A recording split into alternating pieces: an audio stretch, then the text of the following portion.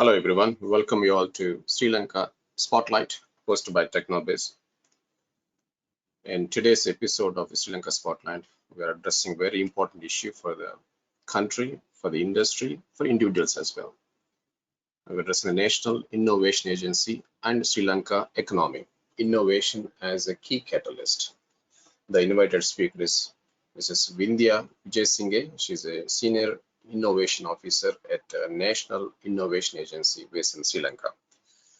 Let me quickly introduce about her so that we all know about her credentials and expertise. As I mentioned, she serves as a senior innovation officer in technology transfer and commercialization at the National Innovation Agency, Sri Lanka, which is a newly established government institute to promote, network, and coordinate the innovation ecosystem in the country. She is professionally trained in intellectual property management by the World Intellectual Property Organization and the manager of the Technology Innovation Support Center at NIA. She serves as a patent drafter, institutional intellectual property policy developer, and mentor on technology transfer and commercialization. Before joining National Innovation Agency, shortly we call NIA, she served as a deputy project manager at Coordinating Secretariat for Science and Technology and Innovation. She was a short-term consultant to the World Bank for the mission in Sri Lanka on public expenditure review for science, technology, and innovation as a component to the innovation and entrepreneurship strategy for Sri Lanka. She holds a BSc in genetics from Bangalore University based in India and MSc in biotechnology from Postgraduate Institute of Agriculture, University of Peradeniya, Sri Lanka.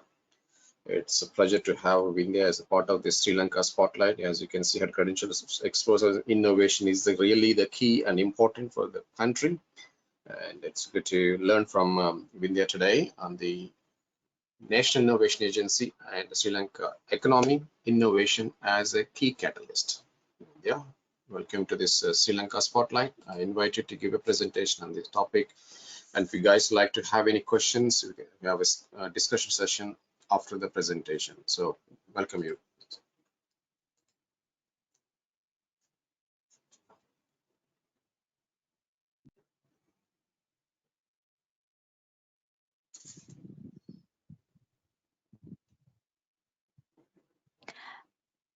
Thank you, Param, for that introduction. And Ayubowan, good morning, good afternoon to all who are joining to this very important platform, the Sri Lankan Spotlight by TechnoBiz.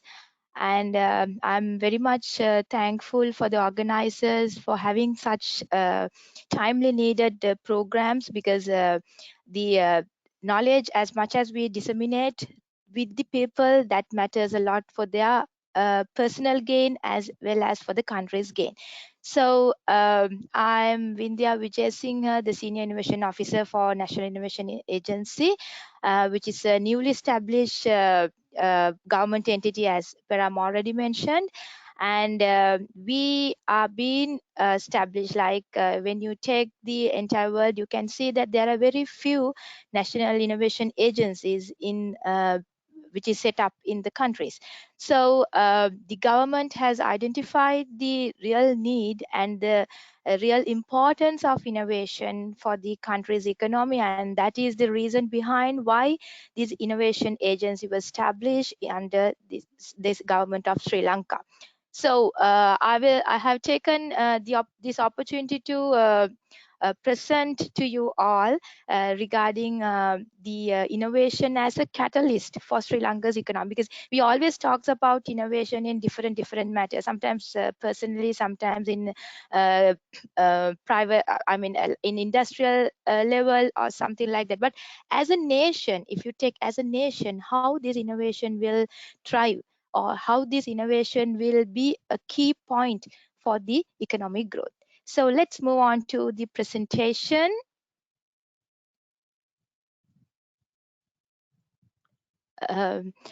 Innovation. As it is, if you take, we all know that innovation is not just one word or one process. It's a series of things what is happening to come up with something some aspect which will change the society or a country. So if you take innovation, it's to be drive.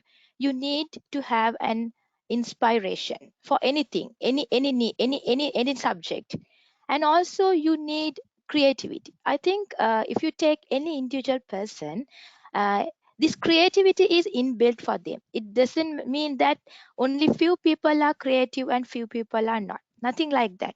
Everyone has this creativity, but sadness is that we never dig and find out how creative we are.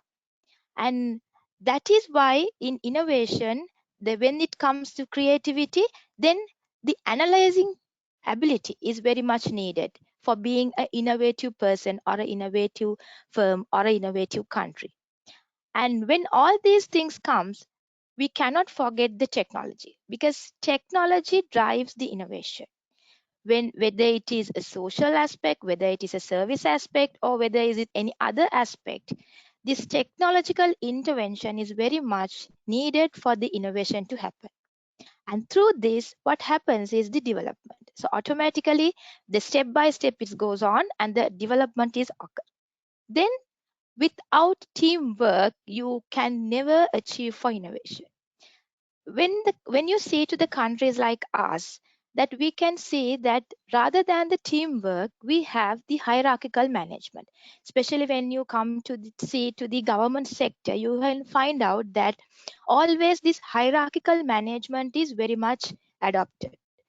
But if you really want to make a change, this teamwork is really important, because all should have one goal, one spirit to achieve something if you really want to make a change. And that change is nothing but the innovation. So if you fulfill all these aspects, at the last, you will be success as an innovative firm, person, or a country. So if we move on to the next slide.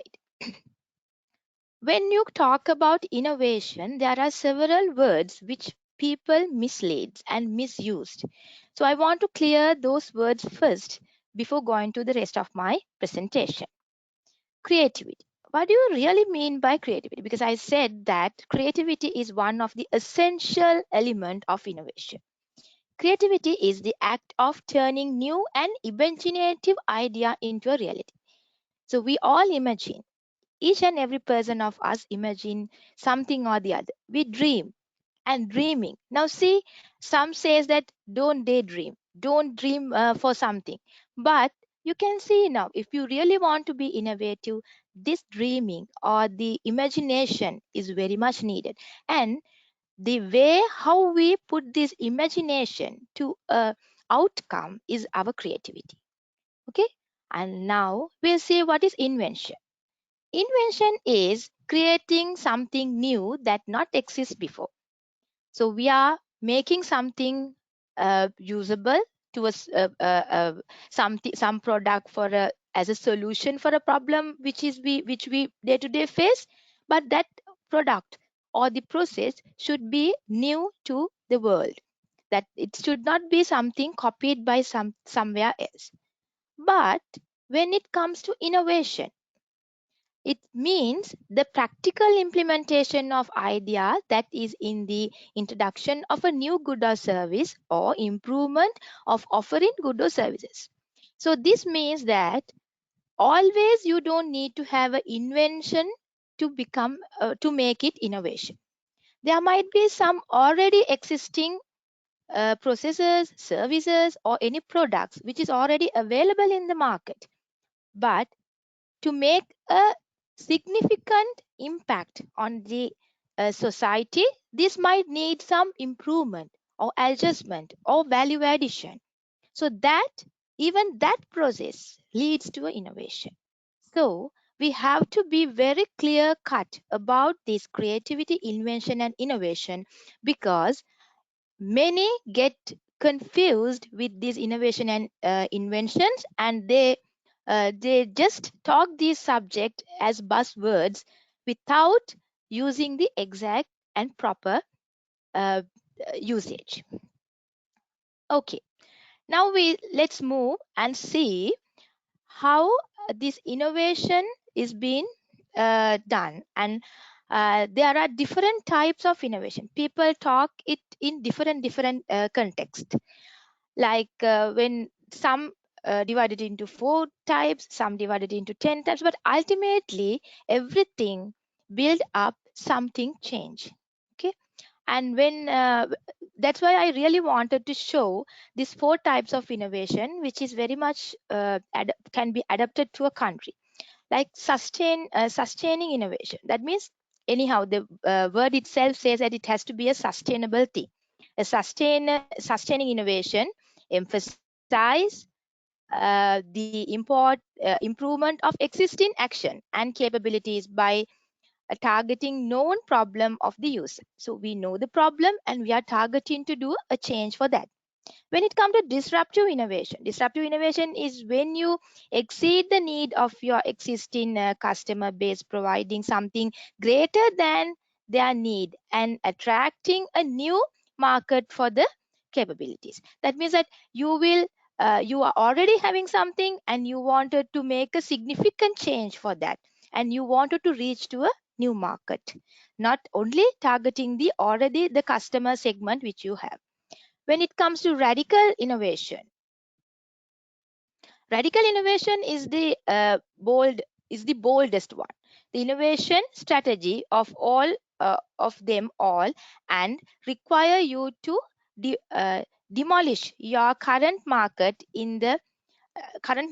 and then enter to a new market. That means that you are not considering what is already happened, but you are going for you are going stopping everything, and you are taking a very big step to change everything and go for another market through a change. So that is radical innovation. And when it comes to architectural innovation, that means the architecture innovation is focused less on growth and more on a structural change.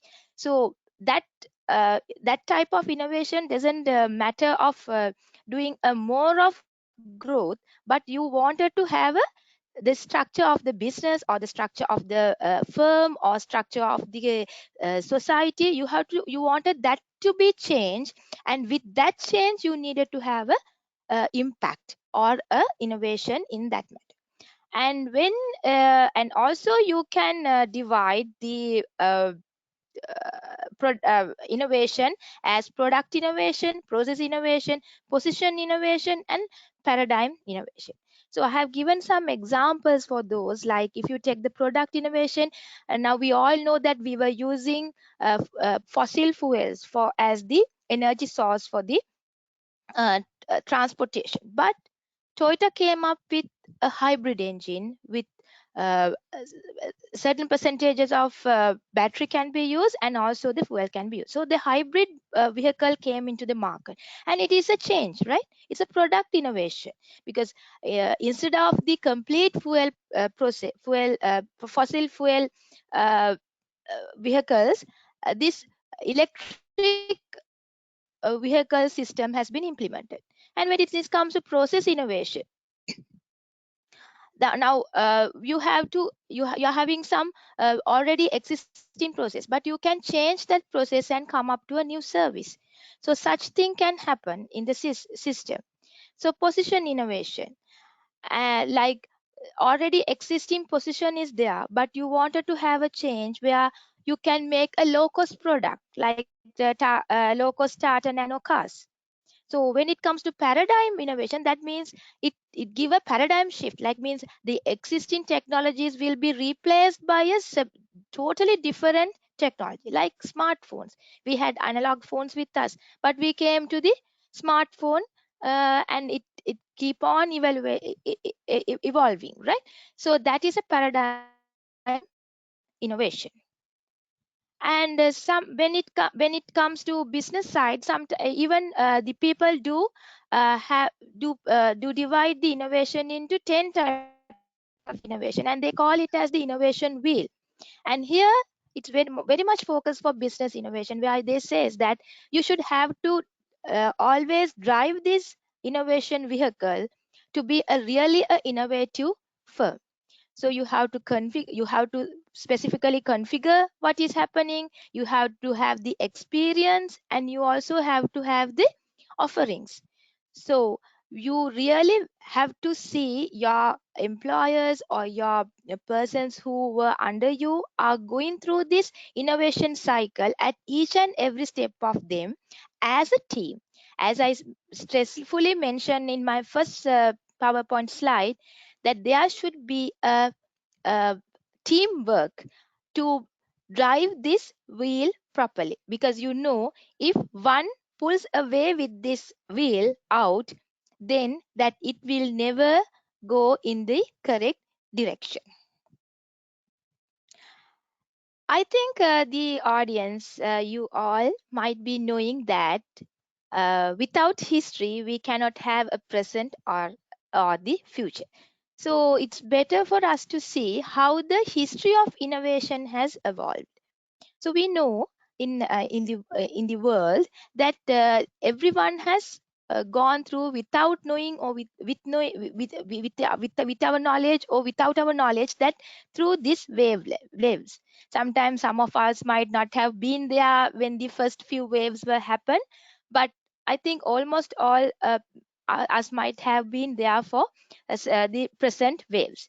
So I just wanted to highlight that when it comes to the first wave, we have seen that water power, textile, and iron are some implementation things what has happened to make it a innovation wave. And when it comes to the second wave, you can see that the steam power, rail, and steel, those things has been introduced to the world as a innovative thing. But sometimes at that in that era, the people might not have understand or may not have identified these things are the innovation happening what during that period. But when it comes to the third wave, which is quite uh, near past, electricity, chemicals, internal combustion engines, now also we are using all these things, right? So these things have been happen in the third wave. Have you ever noticed and have you ever thought that these things have created the innovation wave before? Okay, now we'll move on to the fourth wave. Now see, in the fourth wave, the photochemicals, then electronics and aviation changes has happened. And when we come to the fifth wave, you can see the digital networking, softwares, and new media things has happened. Now we are moving and we are inside the movement of the sixth wave of innovation cycle. And now we are talking about artificial intelligence, Internet of Things, robotics, biotech, and so much of entire technologies, right? So the most importantly what you have to see in these innovation cycles is that the time taken for each and every cycle to be happen. If you can notice that, you can see the first wave and the second wave and even the third wave took a long time to be happen. 60 years, 55 years, and 50 years, right? And when it comes to the fourth, fifth, and now we are in the sixth, you can see how nicely the uh, the period is reducing. What does it mean? That means that now the people are accepting these changes and they are running behind these changes and they really want this change to be happen. So they keep on working for this change to be happen. So we can see that the sixth wave will move so fast and the seventh wave will come within about 10 years time. So the world is moving, and as Sri Lankans, are we considering these waves and see whether we are running with these waves? Of course, we may say that we are into the sixth wave. Yes, do. It's correct that AI, robotics, and also clean techs and all those topics are being talked among us. But are we truly into those things? If we deeply analyze, sometimes we have lots and lots and lots to do with this wave. Sometimes we may feel that we are still in the fourth or fifth wave. So as Sri Lankans and a country which is very rich in education, and we have the literacy rate around 96, 97%. So we can make this change. We can move along with this innovation cycle. And with that, I wanted to show you that when you talk about innovation, the globally, or we are also part of the globe, right? So the Global Innovation Index is the one which measures the innovativeness of a country. So the 2022 report of Global Innovation Index, that is the latest report, says that the countries which are shown in this figure are the ones which are considered as most innovative nations. And when you deeply analyze these countries, what you can see is that they have done quite a lot of steps. Their government initiatives, the private sector involvements are very high, and they have done quite a lot in valuing their intangibles to make this change. So you can see, if you see to the this particular world map, the way how the countries are moving, because the scale is shown in the up, the way how the innovation moves. If you move right way, then only you will be more innovative. If you are going towards left side, you are may becoming more less innovative nations. But can you figure out that when we consider Sri Lanka, it's still in the less innovative stage. But you can see our the country next to us, India. It's really working on, and they are moving towards this innovative pathway. So we can say that, though we are a small country, we can say that when it compared to India, we are having a very small economy. No, not like that. This attitudinal change has happened to make these countries move. So as Sri Lankans, we do need this attitudinal change.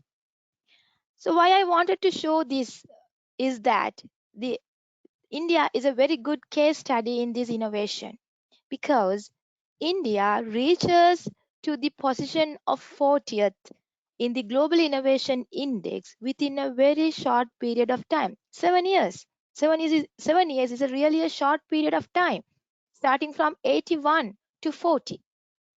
So what really matters them to make this drastic change is nothing but the visionary leadership. So they make a quite a good decision by introducing this Atal Innovation Mission, where they think of their self in different pathways. Like they were, first of all, they were focusing the students, school children. They make the Atal tinkering labs and make the school student engage in innovative approaches, and then they make these incubator centers around the country to facilitate the general public, entrepreneurs, innovators, inventors to scale up their products. And they came with a Indian challenge and community innovation centers they set up. Research and innovation for small and medium enterprises, they set up a separate scheme for them. And a mentoring challenge, a mentoring network was created where the people can engage with mentors who are expert in the field and get their doubts clarified and guide them through this innovation process. So a mission changes the entire country into an innovative country, and they move on. And why can't we do the same? So innovation, as the National Innovation Agency, we are trying to get this particular thinking pattern to the country. So when we see to the Sri Lankan scenario, you can see I'm showing in the left the country scorecard of Global Innovation Index, the recent one. We are 85th out of 136 countries, quite good, but we cannot be happy. We have gained up in this ranking within these 2 years. because we dropped into 101 in 2020, and last year we were 90. In 2021 we became quite good, and then in 2020 again we were quite good. And this is the time for us to stop dropping down, and this is the time for us to take decisions to climb high.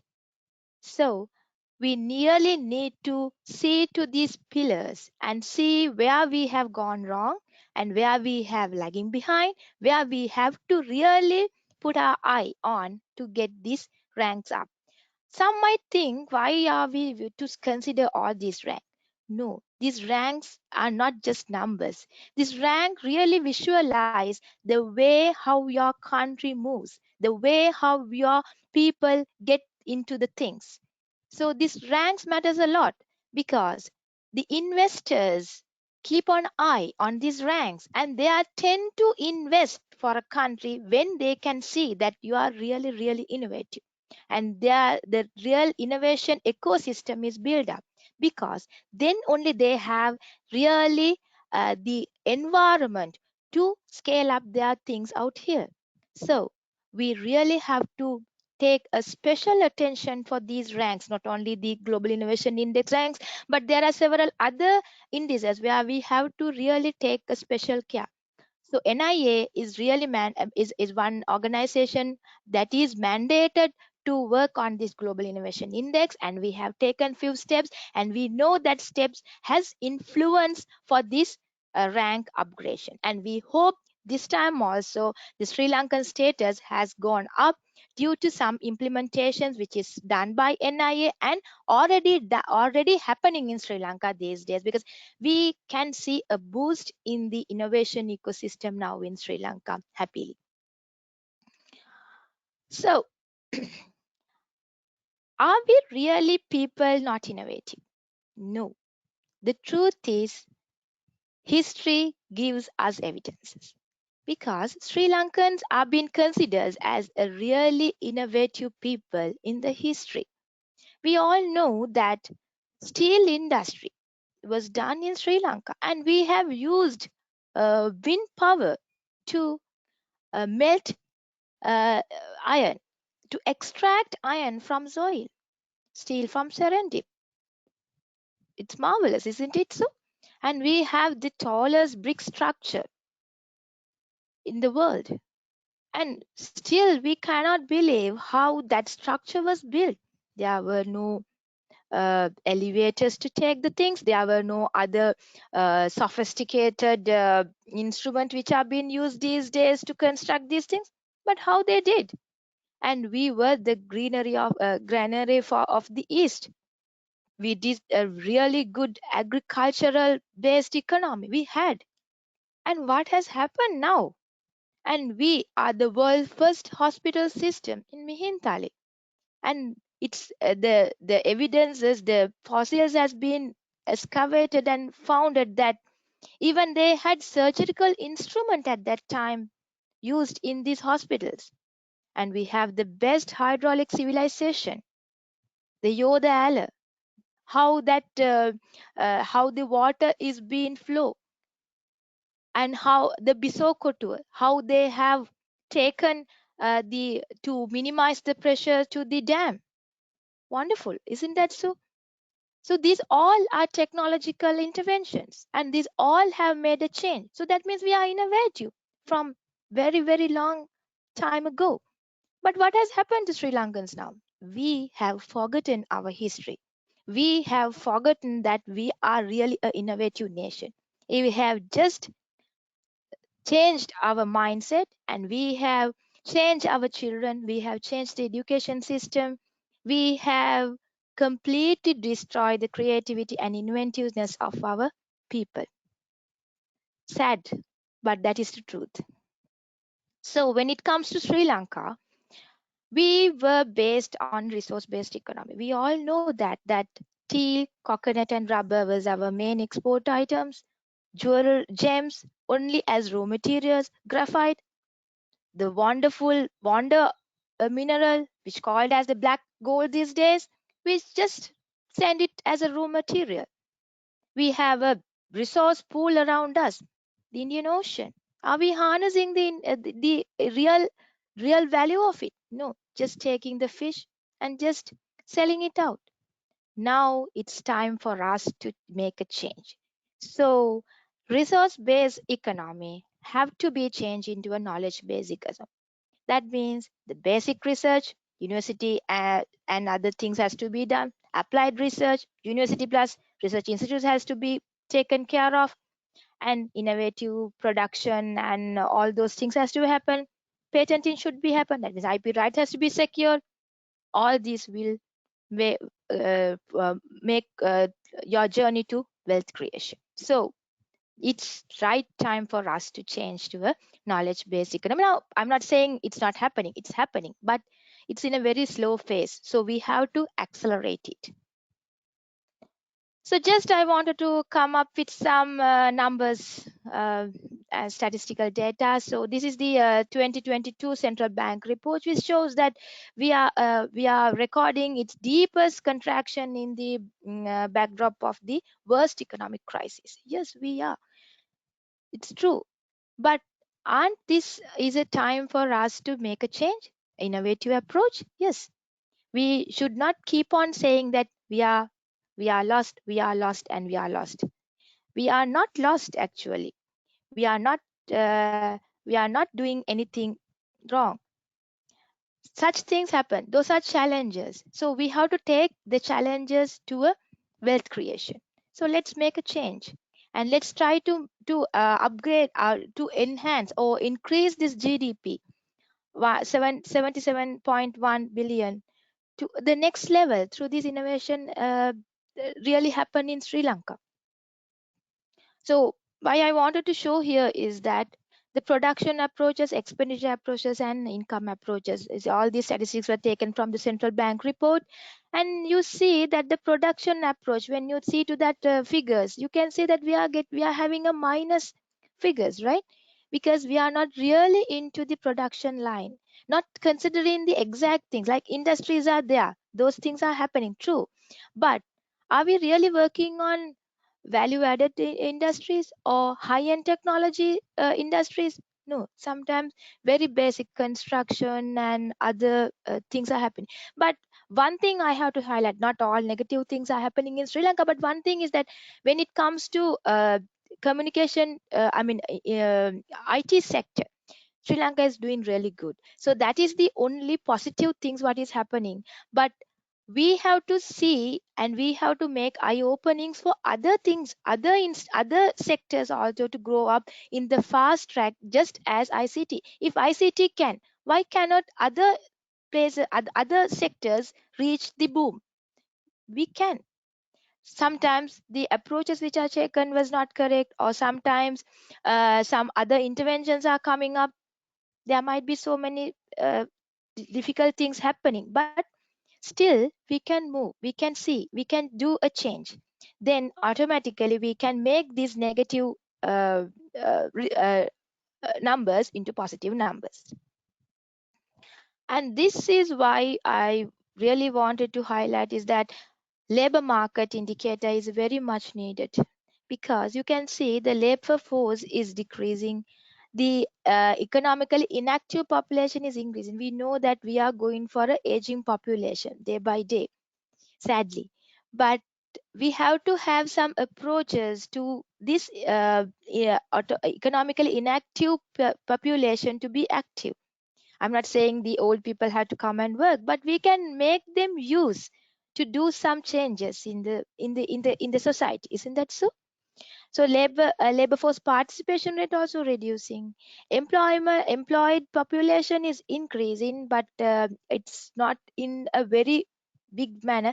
And also here the employed population increases mean sometimes they might be engaging with the uh, low end uh, employment. So why can't we make them to enter to the real competitive market, like upscaling their skills and making them to enter to the real skill workforce? So unemployment rate is reducing, that's a good sign. But rather than you are going behind white collar jobs. Why can't the people's mindset to be changed to entrepreneurship change, entrepreneurial culture? We can do it, but it's easy for me to tell, but I know that that is the thing what you will be having in your mind. The government really has to support. Yes, true. We'll try to influence the government, saying that if we wanted to move along with other countries in the world, we really have to take a special care about these things and help us. So if you help us, we will give you the results. And sad part of the country right at the moment is this brain drain. Many are going away from the country due to some uh, many changes, and the cost of living is getting high. And the thing is, like, as a employer from National Innovation Agency, what I can say you is, yes, true, we all are facing so much of difficulties, but let's stay strong and let's stay in this country and let's try to make a change in the country, because one day we can say that we made that change and now the country is in the real position. Okay, well, as I was telling in that statistical data of central bank, the thing what we have figured as NIA is that they have never take a special attention on this intangible asset, because Sri Lanka is rich with this intangible asset where it was never taken to the national accounts. So that is the reason why we came up with this report, IP into rupees, the game changer of the economy, showing the importance of intellectual property rights as an intangible asset for the economy. And we presented this particular report to the central bank governor, and we make his attention saying that it's better for them to introduce a key economic indicator on this intangible asset as well. So let's see whether we can have a move with that. Okay, now I will come why I'm here. National Innovation Agency. As I said, it's a new agency, and this agency was being established to make this triple helix live: government, industry, and university. So that resembles our uh, logo also. The triple helix will be entangled to the NIA. That is the core, and we will drive that core. And our tagline is where innovation only matters. Our vision is better Sri Lanka through innovation, mission to stimulate deep develop the innovation ecosystem for Sri Lanka. And we, as I said, we are working on the GII, and we are working for the innovation entrepreneurship strategy, which was drafted in 2018. And even NIA was to be established to drive this strategy, but unfortunately, due to government changes, we were not being active. And now we are revisiting it, and we are going to implement this innovation and entrepreneurship strategy very soon. So we are organization which is established under the Act number 22 of 2019. So our objective is to formulate national policies in respect of innovation, ensuring innovation research is aligned, national research is aligned with and contribute to the economy, coordinating innovators and initiatives to foster impact, identify any obstacles in the public and private sector that hamper innovation, establish a vibrant national innovation ecosystem, partnering with the private sector. So our main tagline is one is that research into rupees.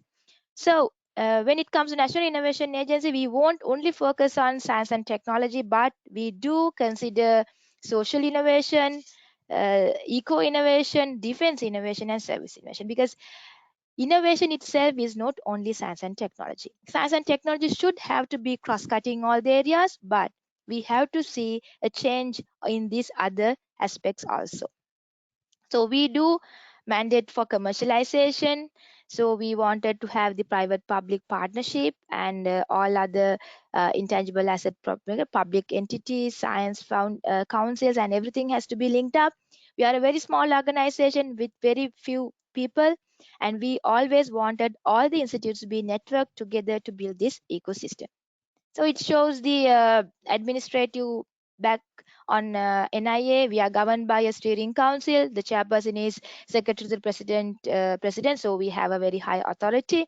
We have 7 appointed members and ex of officials rest. So 17 members consist the steering council, and our organization is headed by chief innovation officer, and we have a 16 approved cadre, but unfortunately still we are being able to get only 9. So we are doing quite a lot of work with these 9 people in hand. We are at the moment we are under the Ministry of Education. So we are working on several things to be happen in Sri Lanka, like Sri Lanka Innovation Dashboard, LabNet, database for to share the equipment in the country, B2B Sri Lanka platform, Solve Sri Lanka, and through all these we wanted to drive the commercialization.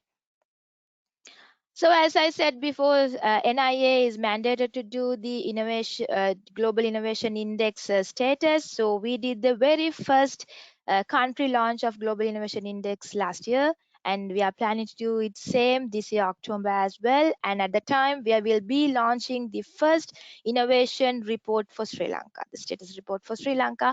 And if anyone is interested, I'm opening this time for you to join to contribute to this first national innovation report. And also NIA wanted to come up with Sri Lankan design concept, because we know that we are always working on made in Sri Lanka concept, but if we come up with this design innovation design Sri Lanka concept, we can do the design in Sri Lanka, but it can be scaled up in any part of the world, same as what is happening. The Apple is done in California, but it is made in China. So they will get the royalty because the design is by them. So we can come up this concept, and it will give a significant improvement for the GDP for sure. So also we are working on getting the first innovation clusters, because hope the audience might know that now the world is not measuring the innovation rankings based on the country, but rather than they will take the cluster wise. So we know that Tokyo, Yokohama, Shanghai, as such, there are well-known innovation clusters. So why not us? We already have a cluster, right, in Pitipana, Homagam, Sri Lanka.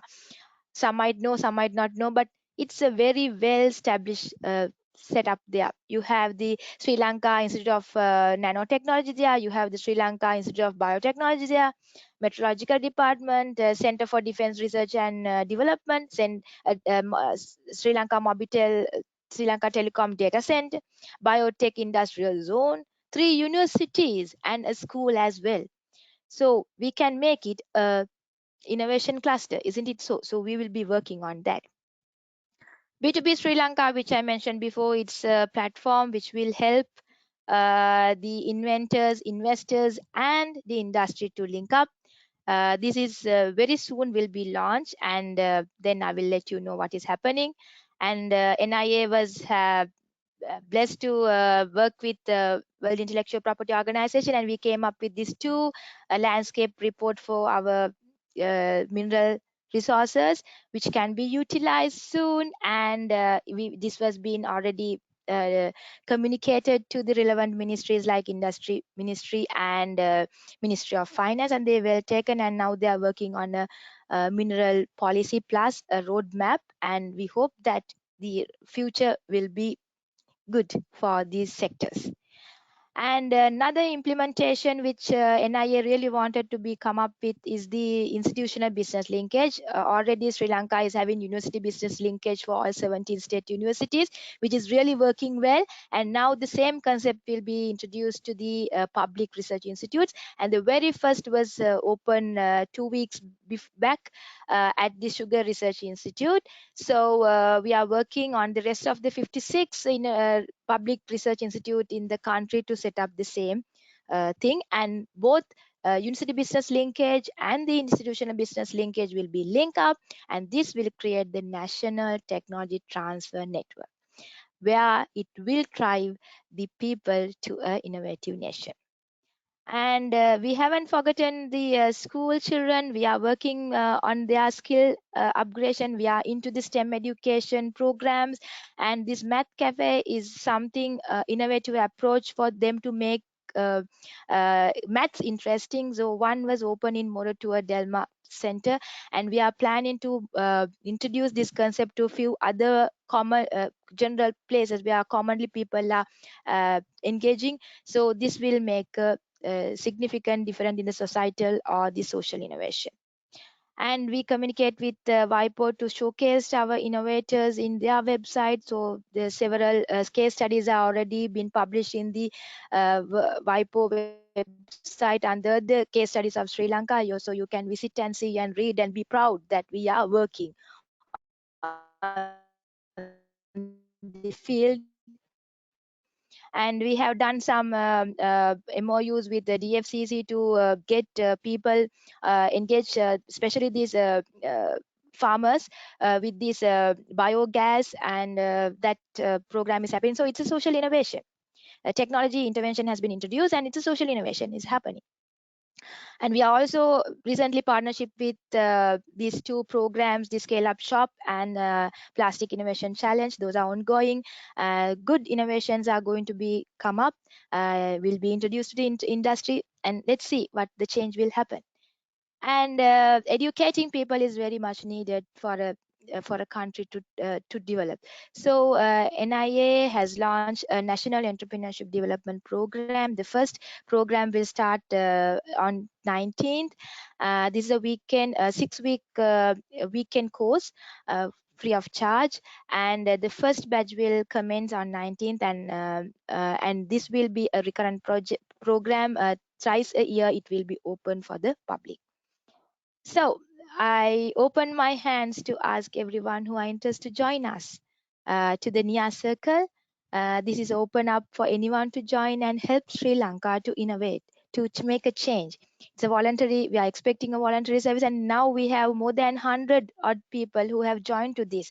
And in near future, for the things which we will be doing, their expertise engagement will be harnessed. So we are publishing Innovation I every quarter. You can access it through our website. If you haven't read it, read and see what we are doing at NIA.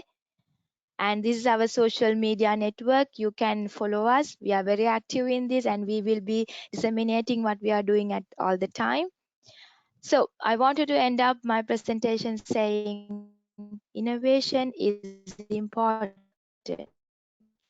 not just because of economic reasons, but to give hope to young people and a path to realize their dreams, because we are working for the younger generation, our next generation.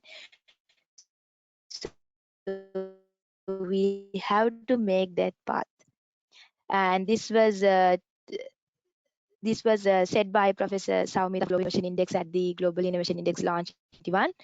With that message, I will end up my presentation. Thank you for listening, and hope you all will make a change. Ayubowan. Wow,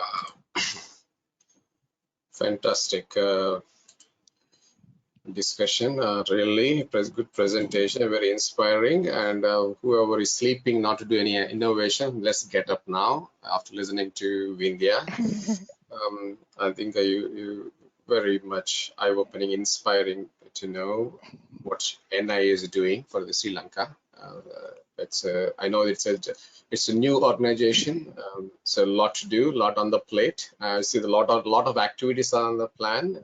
So I wish you the uh, all the best for the benefit of the Thank you. Sri Lanka as well as the next generation. I think that's what your final message is all about, right? So Yes, yeah. exactly. Yeah.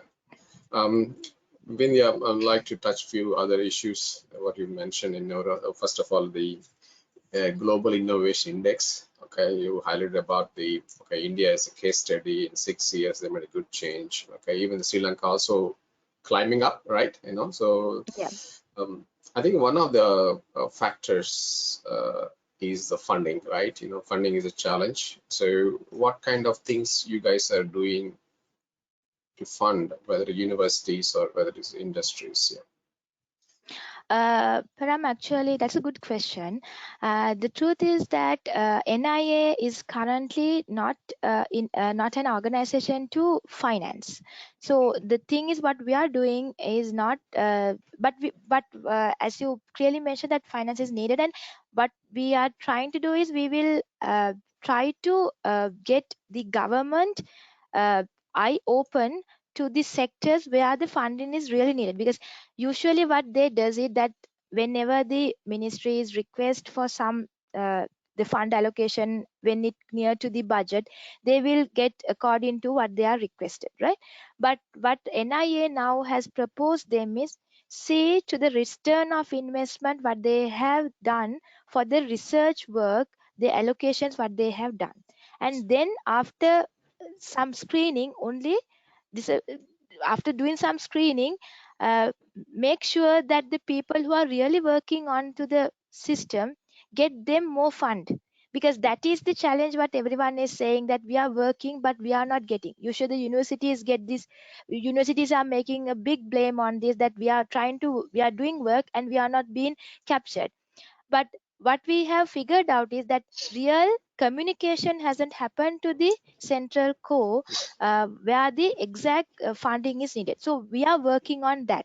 And at the same time, Param, another thing what we are doing is we are coming up with innovative projects where the global financial people will capture and get attraction and get some funding.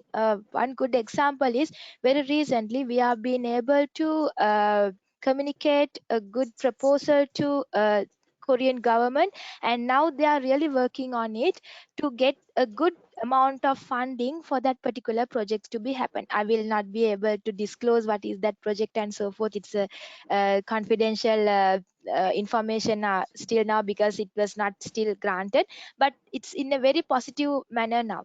So we wanted to get that such things happen. And also, Param, I think you might have noticed that we are working on this B2B platform. That is a place where we really wanted these investments to be involved. So we are started some conversation with the banking sector, asking them to consider these inventors and innovators, their products, and their will say that they have a patent, get that patent as a asset or a guarantee for them to take a loan. And some I mean free some feasible approaches, like some less interest rate and so forth thing.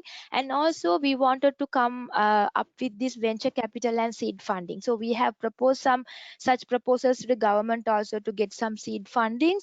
And such discussions are going on, and we are having a hope, keeping our fingers crossed, and we hope that at least one thing will work out. So we are just 1 year, 1.5 year organization, so we'll try our best. I mean, your message is very crystal clear, the need of our, particularly the innovation aspects of it.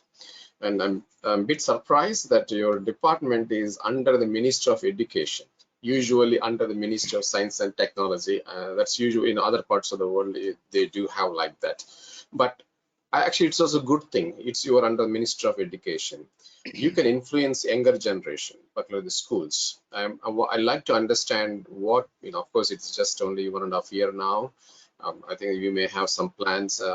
The younger generation, younger sign, creating creators or innovators from the younger age itself. So what kind of things on the plan, in terms of involving the schools to create a next generation innovators? Yeah. Okay, that is not that surprising, Param, that question, because everyone, the very first question is asked, why are you under Ministry of Education? The thing is, like, the Sri Lanka currently doesn't have a Ministry of Science Technology, sadly. So even the Ministry of Science and Technology is coming under the Ministry of Education as a unit, as a division. So when we were being about to establish, and when all the formal procedures are going on, we were under the Ministry of Science and Technology. And due to these changes in the ministerial sector, we have been established under the Ministry of Education. But as you clearly mentioned, our governing body is headed by the President Secretary. So though we are under the Ministry of Education, we have the higher authority. So we are just like we are directly under the Ministry of under the President. And in near future, sometimes we might be going to the Ministry of Finance, but we never know. But anyhow, what we figured out is, doesn't matter where we are, but the needfulness is to work in spite of all the obstacles. And when it comes to education, yes, true that we are working we are working with Ministry of Education, especially on this STEM implementation. And the current minister is really engaging in this particular thing. And also we are coming up with this innovation lab concept for the students. And we'll be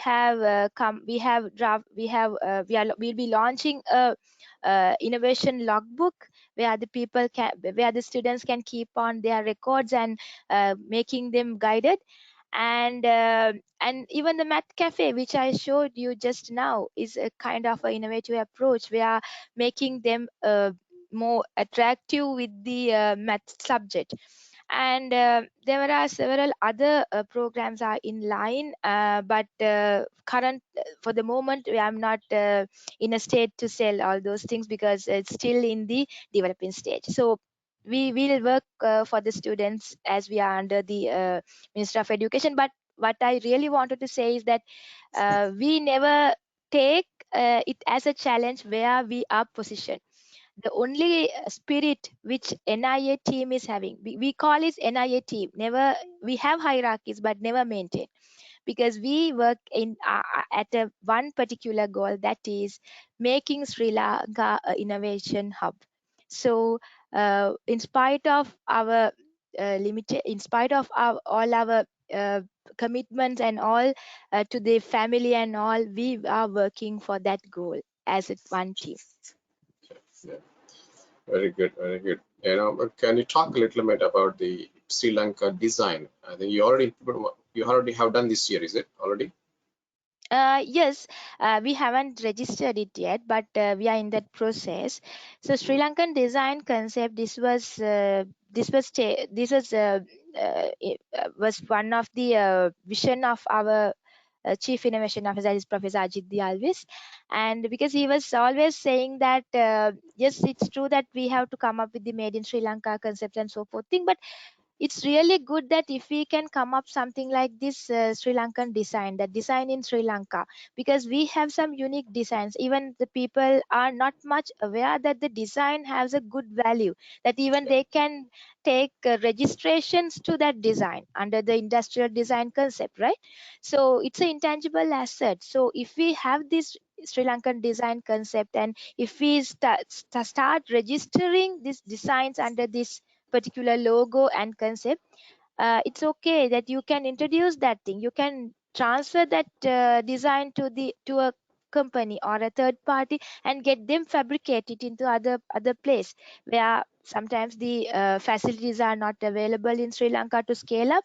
But it doesn't matter, because we will not lose anything, because it's already been protected here, and we will be getting that income.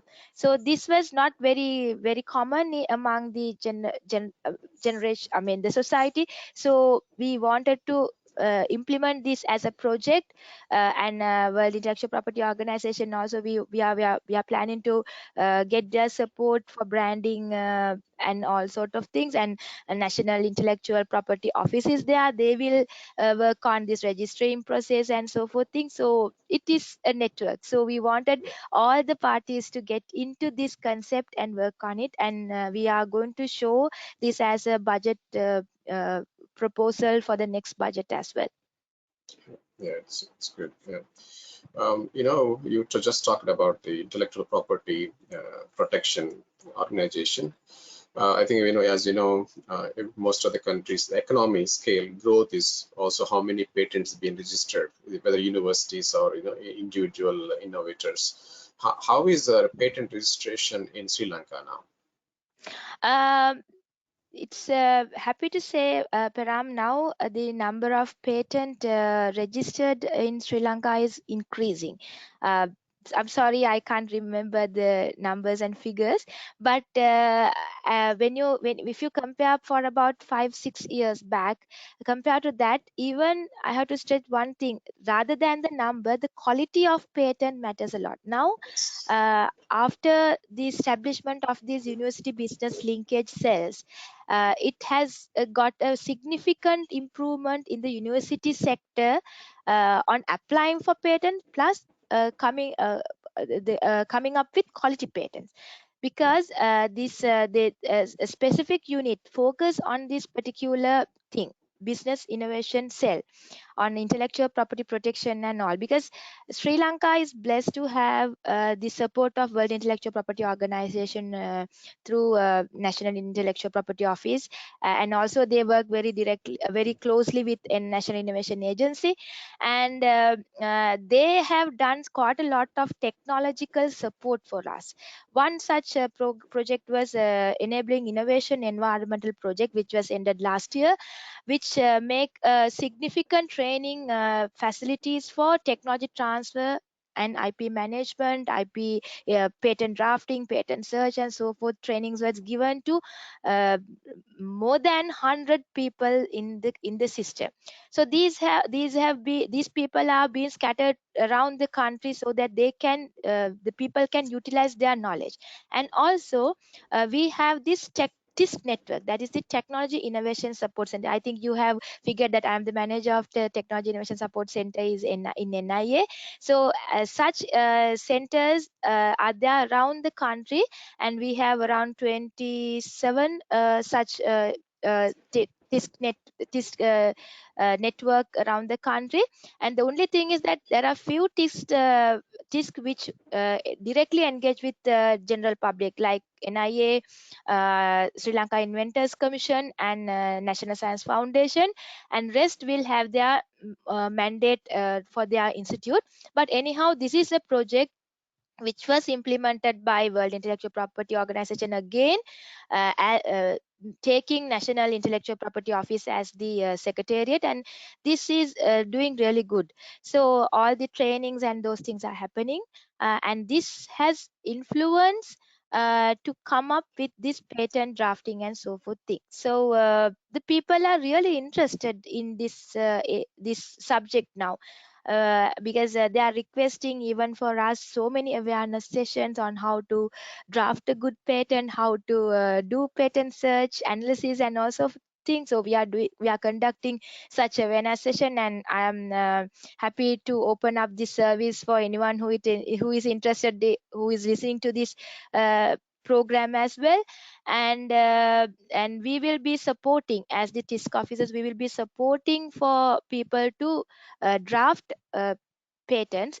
Now with all other work, NIAs usually now at this point we are working for drafting the claims, especially the guiding how to draft the claims. But we will go through and see if there is any mistakes, and we will help you to draft quality patent. So that setup will give a significant effect for this patent and the number and the quality now and in the future as well.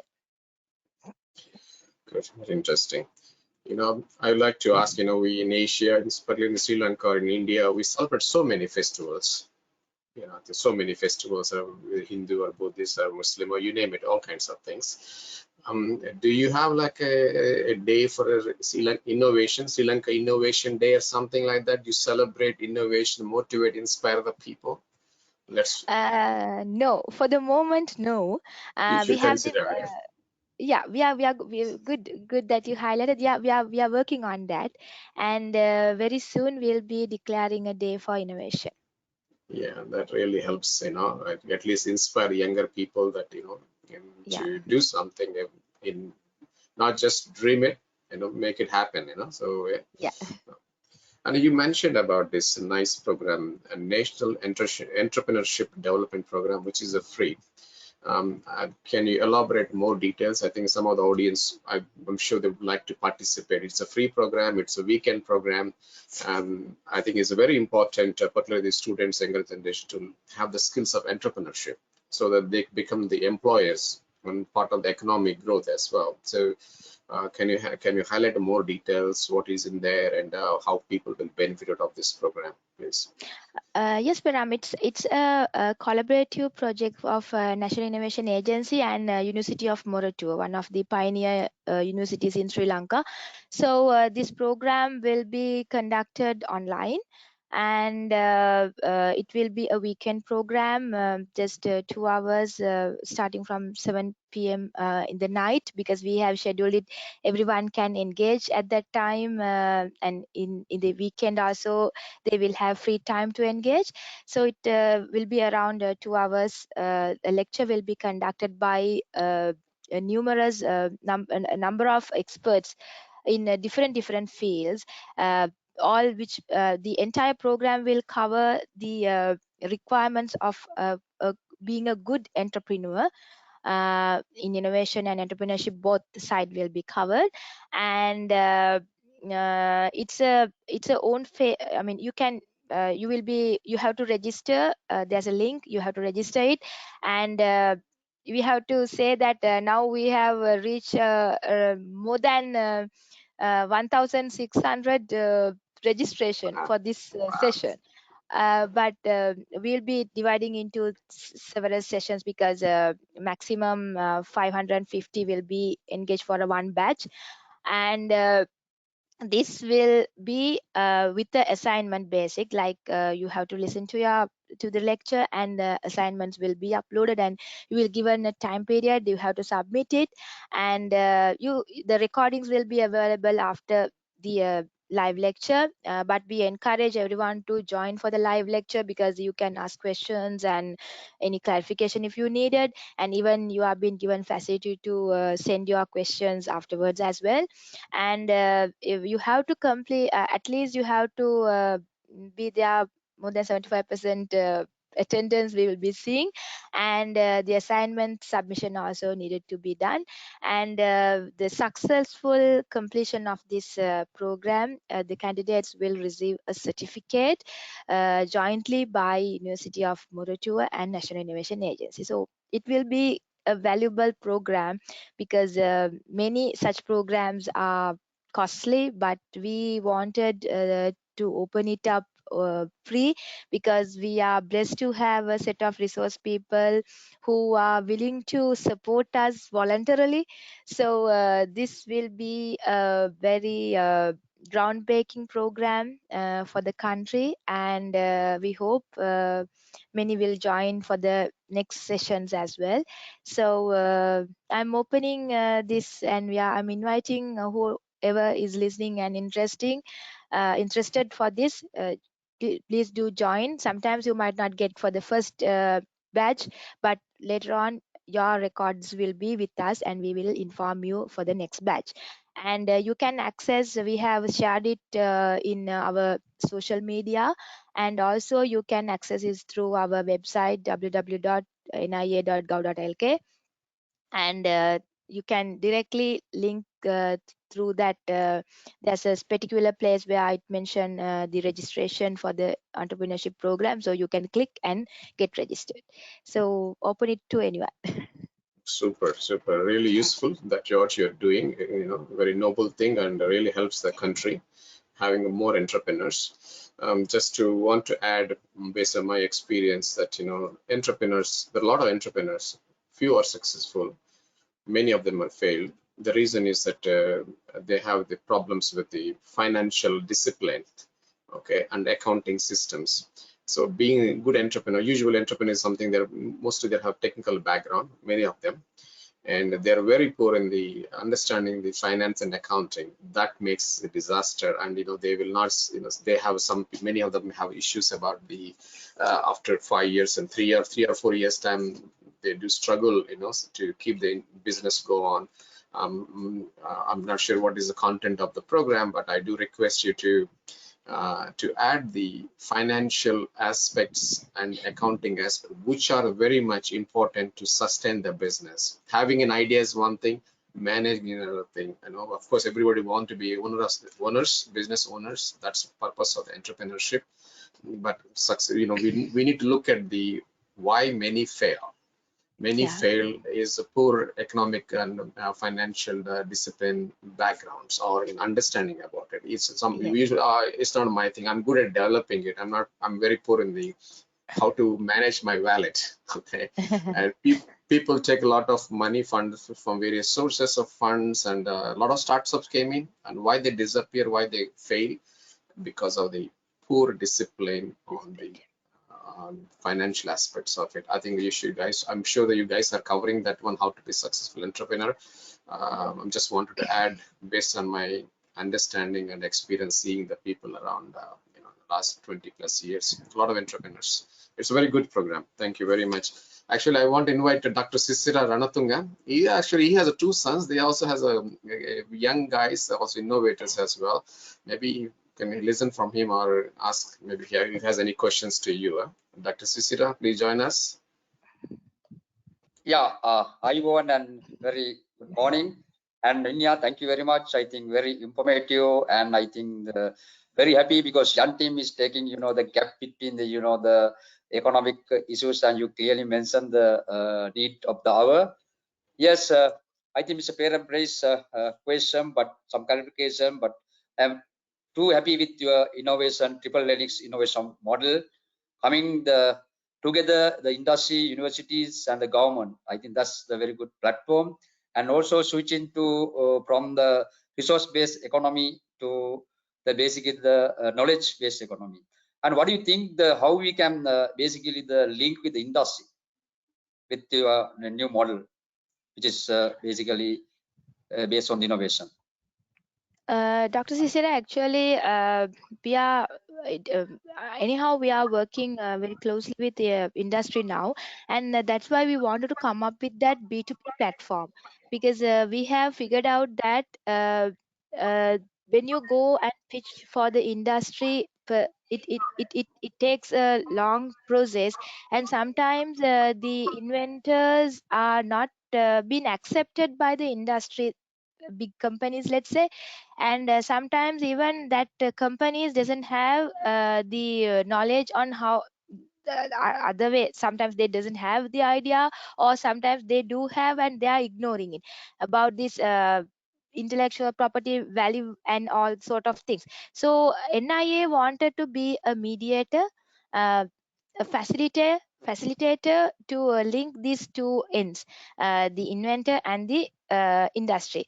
And we will work on this B2B platform, a virtual platform, specifically on getting these two link up.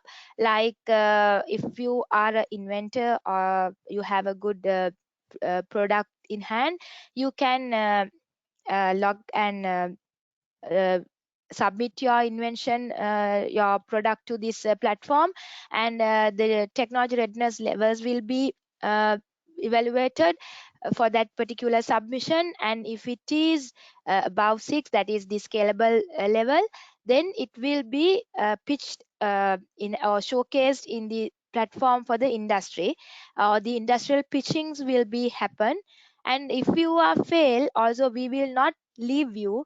The failing parties will be directed to a mentoring network. We are setting up a national mentoring network as well now. We have more than about uh, 20 25 people around who have been well trained to be mentors. uh, and these people will be there to help these particular people. And then when it comes to the industrial side, NIA is going to reach all these industries in different sectors, and those will be invited to this platform. And then those whenever someone reaches us and ask for something, some help on reaching industry, then we will go through these people and we will link them up. And if further they needed us to be with them to do the communication for them, like proper technology transfer thing, then we will help in that as well. And such things are being planned, and some companies has said yes to get collaborate with us to this platform. So we hope that this movement will make a change for the country. And then how about this? I think you may aware that recently the Ministry of Industry is also organizing and take this, especially the universities and the research centers, research finding and innovation in commercialization. How do you work with the other ministries, especially the implementation of the innovation? We are just Dr. Cicero, we were being invited for that few forums as well, because we are very closely working with Minister of Industry, and at the same time, excuse me please,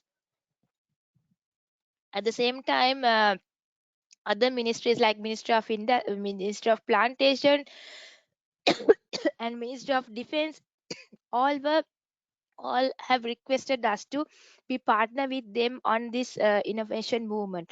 So it's good that Ministry of Industry is working in such a way, because they are the people who as industry engage with them, so they have to be in this forum. So we had quite a number of discussions with the Ministry Secretary, Mrs. Tiraka Jasundara, and she's really happy to help us making this triple helix model viable. So we are planning to, and even Minister of Finance has given us the chance of getting engaged with them for future planning processes. So we are working on the other ministries as well. Eventually we will reach everyone, we will go to their doorstep and we will knock them and say that it is time to change your mind and come out, and let's make a change through this service innovation especially. Yeah, great. And also, Peram also mentioned, we also try to start this creativity and the innovation starting from the school levels. I think we also working voluntarily with the Lanka Foundation. We have the Pep Lab, where we will more focus on the education programs, especially on the fourth industrial revolution, digitalization, 3D printing, all these new technologies. So basically, what are the programs that we can collaborate with you all? Basically, taking the changing of the mindset. Our especially our students and the children, they are more focused towards the exam oriented system. So that's really the big challenge for you and all of us. So how will you face this challenge, and what kind of new initiatives you have started under this program? Dr. Sisira, I think we are very much engaged with this STEM education movement with the Ministry of Education. NIA is part of that, and also, as I said, that the Math Cafe program is one of the best thing which can be implemented. It's one teacher, a maths teacher, who has come up with very innovative approaches. I think might have watched the movie The Thala. In that there are some gamifications which is being incorporated for the education system, right? So that part was being developed by that particular teacher, and we are working with him on establishing this math cafe, math labs, so that such programs can be jointly done with you all. I think I have to get some advice from the chief innovation officer and the rest of the team on this matter.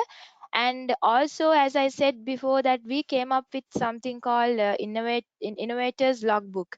It's a book which we designed and we drafted to give the student a good idea on record keeping, how they have to progress through their innovation systematically. So this will be a good thing which you can get very very soon. It will be launched and it will be available free for anyone to download from our site, because as NIA, one core concept that we are having is knowledge is everywhere, and we have to give it free for anyone, and anyone who is getting it and using it, we won't mind that, giving them the support. So we never wanted to keep anything to ourselves.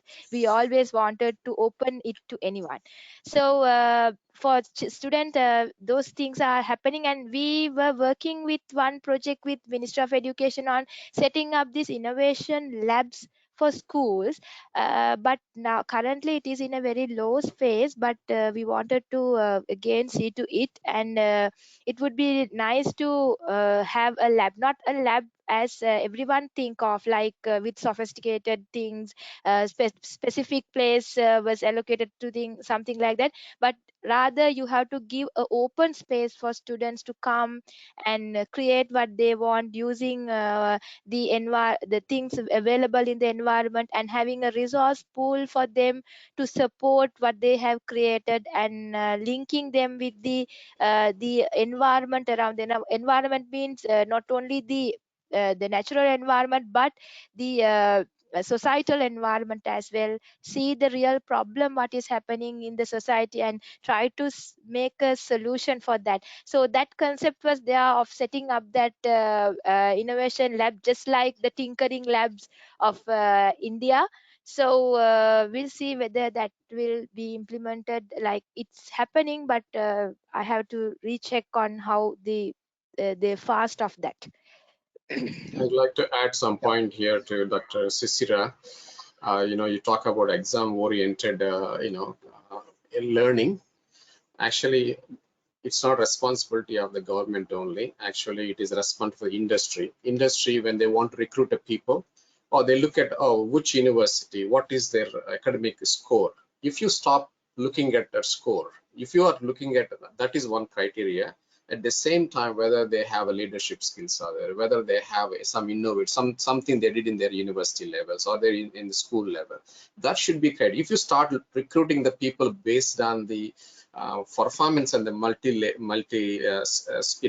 various areas, then automatically hey, I don't need to worry about whether I'm the top ranker in the school, and start making change to themselves. I think industry should make a change in the recruitment process, particularly young, fresh graduates, or think that, hey, your academic score is not just only the criteria for us to hire, or your university only the three, your good university, second tier, whatever, that you have a great rankings also. I think that this should be changed. If you want to make a change in innovation society, or innovation in the opportunities have not just from the government aspect, but also private sector also should make their thinking process to be changed. And university schools also, the academic top, I used to be in the school top, one of the, I always say academic score is only the benchmark, is not the benchmark. You should have, whether he is good in the sports, whether he's good in the any science and technology, whether he's on the social connectivity. All these things are important. You need to give a score not on the based on the final exam, midterm exam, and you give them 1 2 3 4 5. Man, I think that is a wrong way to doing it. And you are Vindhya, you are Minister of Education. I think the scoring system to be changed. If you want to inculcate the innovation way of living, it has to become as a culture in ourselves. Hey, we need to, whatever the problems we have, can we find a solution for that? Okay, rather than complaining and blaming about it. We always talk about problems. We should look at the solutions. What kind of solutions we can create within our resources. We can always talk, we don't have money, people are moving out of from the country. All this kind of, every country has these issues. Let's look into the solution rather than poking into the eyes. Yeah, this is your problem, not my problem. So I think that the change can happen in the school systems.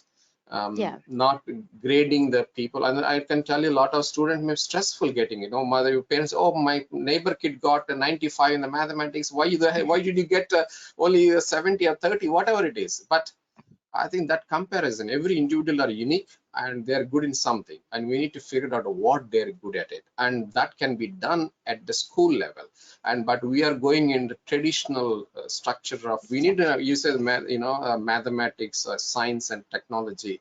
and you also have to have a being human first. Okay, I think that sometimes we lose that. You're talking about Yeah, economy is based on the how much money you can earn, but how happy much. you are, how Yeah, healthy you are. I think exactly. that is a huge capital. You know, you may have people, but you know, we have sick people, we are mental people. Okay, so that is not that doesn't help the economic growth, right? You know, I'm sorry that I'm adding this point. You know, but I think it is very important. Industry should make a change mindset about recruitment process. Okay, and as I think Dr. Sisra well mentioned that knowledge can be skill attitude is something that you need to have. Very well. Okay, skill can be developed. Okay, but attitude that attitude comes in the very early age. You know, hey, how you look at the problems, how you responsible you are. You know? So Yeah. I think you are under Minister of Education. Uh, I do request emphasis should be more on the schools because they are the future. Industries, people like Dr. Sisra, if you ask him to change, he listens Mhm. very well, definitely. But how much he changed, we don't know. But younger generation, if you put them right seats in at the younger age, they can make a change. What you're looking for, what you mentioned in your presentation, great days comes only when you make a change in our education system at a younger age. Then I think that is innovation is the key, is a catalyst. But put those seeds in emphasize in your schools.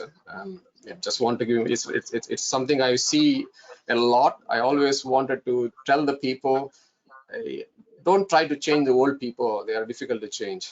Okay, and change your our children, our young so yeah. Okay, I shut Yeah, myself now. Just want to add. Yeah, thank you very Dr. much. Sis. Yeah, thank you very much, Perang. I totally agree with you.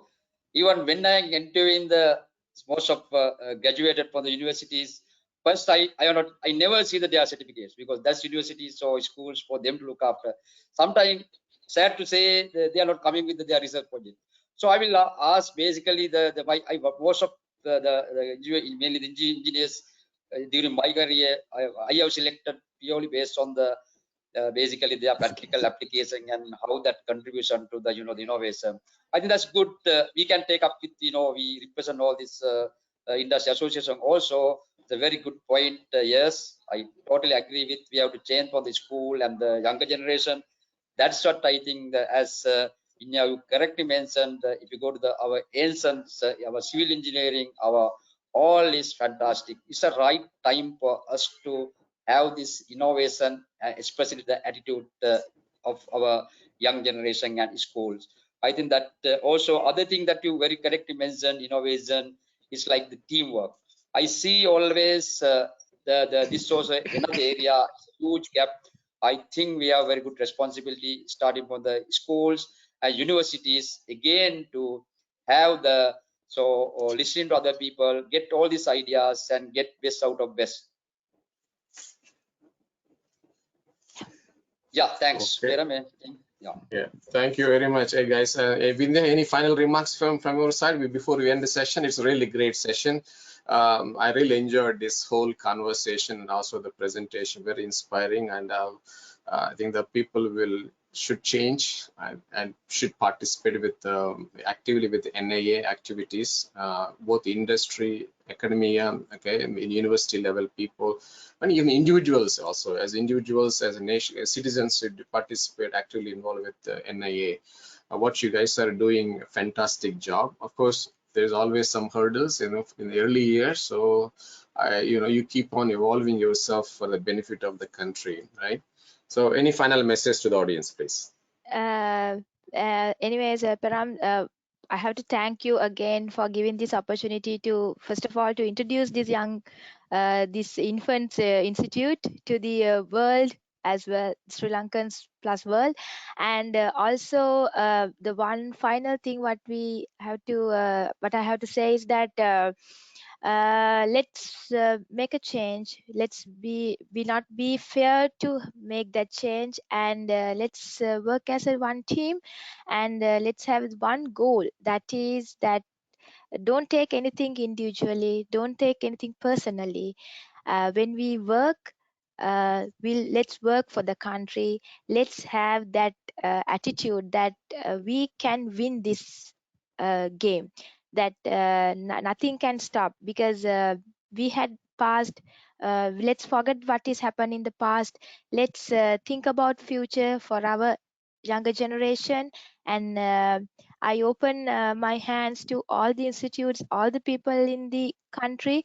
Come, let's join, let's network. It's not we are not wanted to get any credit for the National Innovation Agency. National Innovation Agency is just a name to an institute, but we represent the whole country. And if whole country gather together, then we can make a change. So it's time for us to raise up as a new nation, not as a rebuilding thing. So we'll work on, and we'll hope that something will happen. And let's work together. That's the final message what I want to give forward. Thank you, Prem. Thank you very much, Vindhya. I want to give big claps to you. It's fantastic. I'm really happy that you are part of the Sri Lanka Spotlight. I came to know through Dr. Sisira. Thank you, Dr. Sisira, if you're inviting Mrs. Vindhya, giving us insights about the NIA and what kind of things they are doing. It's a really good session. I look forward to talk to you more. You have a lot of things to talk. Okay, we'd like to invite you in the future episodes as well, so that we can educate on share the information what's happening from NIA side as well. Yeah, thank you very much. Thank you. Thank you. Thank you. Have a great day. Bye. Okay, guys, that's the end of the session today of the Sri Lanka Spotlight. I'm really hoping that you find it useful. Today we covered on the National Innovation Agency, Sri Lankan economy, innovation as a key catalyst. I think that's you heard from Vindhya, which is a senior innovation officer at the National Innovation Agency. She made a very important point: work together for the better of our country, and by being innovative and also be responsible citizens. Thank you all. Bye for now. Sorry.